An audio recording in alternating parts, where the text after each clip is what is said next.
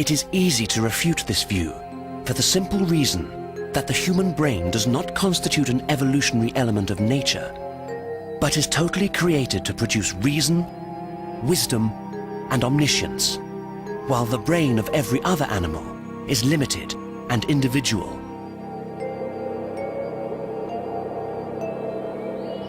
Is it so difficult to think that animals never had reason, while man always had?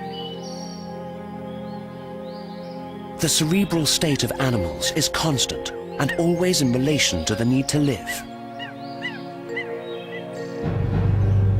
In animals, the need to eat is not reasoning, but an organic requirement.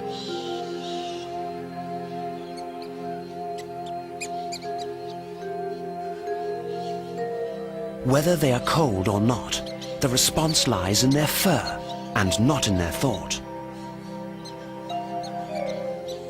Reproduction in the animal kingdom is only an acquired right of their instinct, while reproduction in man belongs to choice, to thought about the social situation and family institution, and succeeds under the sovereign cover of pleasure.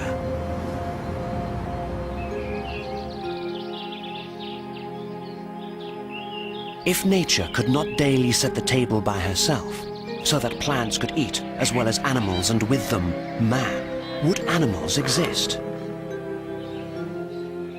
If we accept that today's humans are yesterday's apes, then the question arises, what role do yesterday's humans and today's apes play? No scientist today has been able to demonstrate that human intelligence constitutes an evolved consequence from a non-intelligent being into an intelligent one.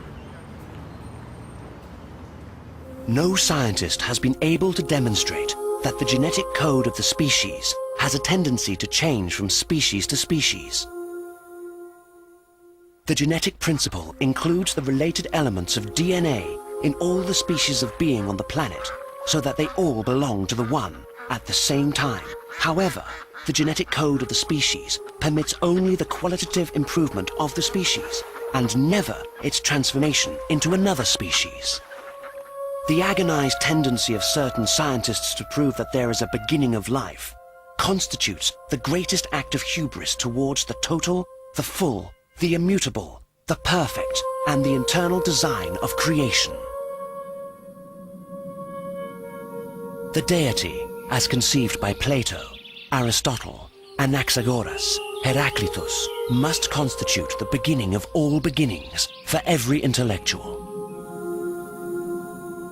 Aristotle holds that within the works of nature, the rule prevails, not blind chance, but meaning and purpose. He who can show that in change from species to species there is meaning and purpose ought to receive a Nobel Prize, for he would have succeeded in refuting the complete possibility of creation.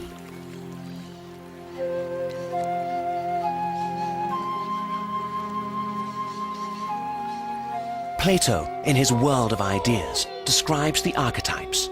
Archetypes are the basic code for the operation of laws. The archetypes always were and always are. The laws are infinite and immutable. Under them are subsumed the species and the genus of all beings in nature. The archetype of each species has multiple possibilities of evolution, which, however, do not exceed the species itself. The species cannot change because it has continuity within it. We cannot claim today that we derive from apes, and these from fishes, and these from plankton, and this from a single-cell organism. That is characterizable as a violent affront to common sense. If Darwin had deeply studied Plato and Aristotle, he would never have taken upon himself the grave responsibility of rejecting them. Contemporary astrophysics and the new theory of quantum physics regularly lead us to the comprehension of the archetype on the basis of which the universe is structured. The atom represents the basic unit of matter. It consists of a microscopic nucleus of protons and neutrons, which is surrounded by electrons. The atom always was and always will be as it is. Protons are particles with a positive electrical charge. Together with neutrons, they comprise the nuclei of atoms. Protons and neutrons always were and always are what they are. Electrons are particles with a negative electrical charge, and they move around the nucleus of the atom. Electrons always were and always are what they are. Protons, neutrons and electrons constitute the three foundation stones by which are created the 92 basic types of chemical unions. From these 92 types of union, the entire universe is constructed. The question arises from simple logic.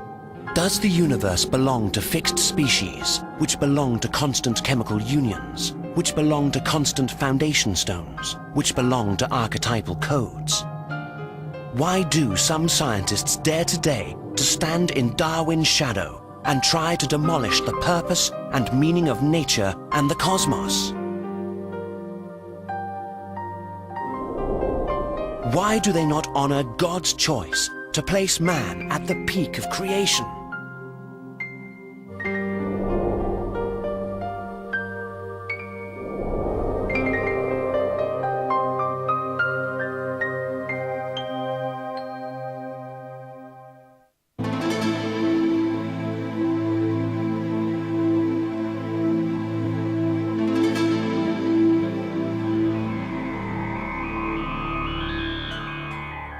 The way in which contemporary science views the universe and man is not easily understandable. The mathematics and physics, which are the basic tools for man to interpret the laws of the universe, produce in many instances definitions and results that are difficult for the ordinary mind to comprehend. I met with the professor of astrophysics at the University of Athens, Manos Danezis, at the Athens Planetarium, and I asked him to explain the methods and manner in which contemporary physics and mathematics explain and determine what we call the universe.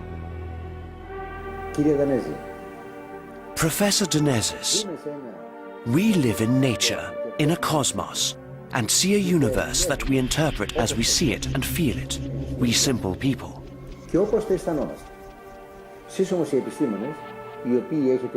You scientists, however, who have delighted in scientific research and have plumbed the depths of the universe, have in mind a different way to interpret it.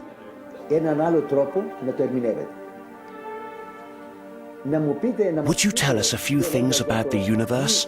About the way you see the non-perceptible universe? To what extent one might say it exists?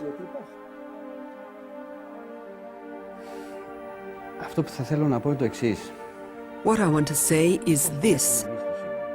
It is not a case of how we see the universe. It is a case of how is the universe revealed in reality.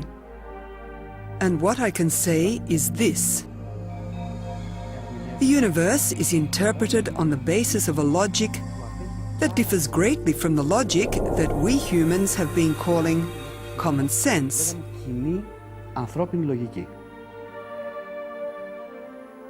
Without making a mistake, I believe that when we speak of the universe as a whole, and not of the universe near us, the universe of the planets, or the space around the Earth, then whatever human logic considers rational, in reality is absurd, and vice versa.